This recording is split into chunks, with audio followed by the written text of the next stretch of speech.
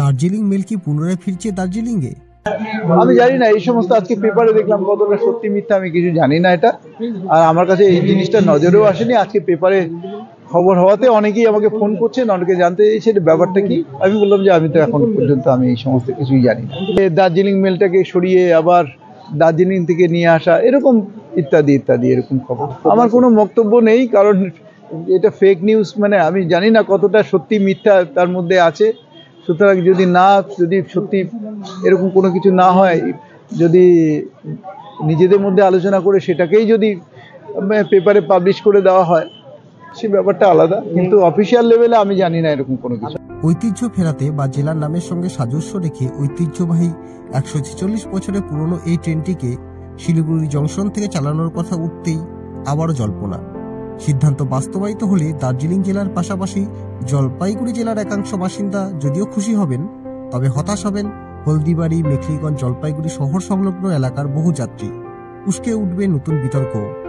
কারণ ভারত স্বাধীন হওয়ার পূর্বে দার্জিলিং মেল শিলিগুড়ি থেকে কলকাতা স্টেশন, পরিবর্তিত নাম শিয়ালদহ স্টেশন, যাতায়াত করলেও রুটটি ছিল মূলত শিলিগুড়ি, জলপাইগুড়ি, হলদিবাড়ি হয়ে নীলফামারী, হিলি, ঈশ্বরদী, রানাঘাট হয়ে শিয়ালদহ, অর্থাৎ উত্তরবঙ্গের ভিতর দিয়ে পূর্ববঙ্গ মানে বর্তমান বাংলাদেশ হয়ে কলকাতা।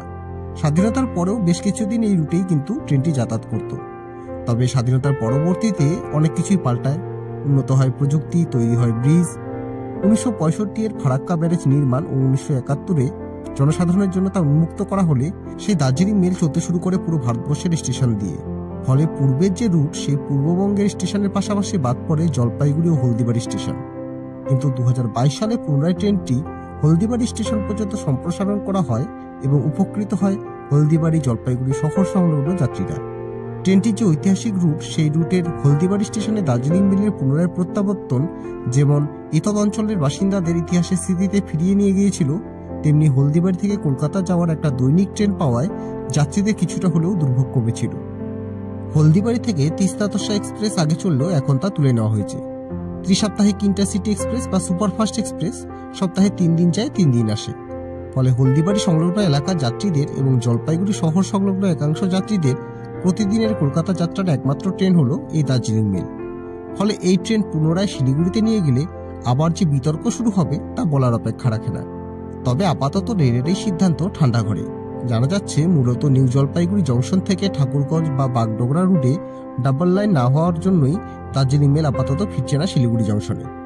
তবে দার্জিলিং মেলের পুনরায় শিলিগুড়িতে প্রত্যাবর্তনের কথা উঠতেই একদিকে যেমন আনন্দ, তেমনি একদিকে আবারও দুর্ভোগের আশঙ্কা। আপনারা দেখছেন নর্থ বেঙ্গল সমাচার, উত্তরের বার্তা, সত্যের পথে।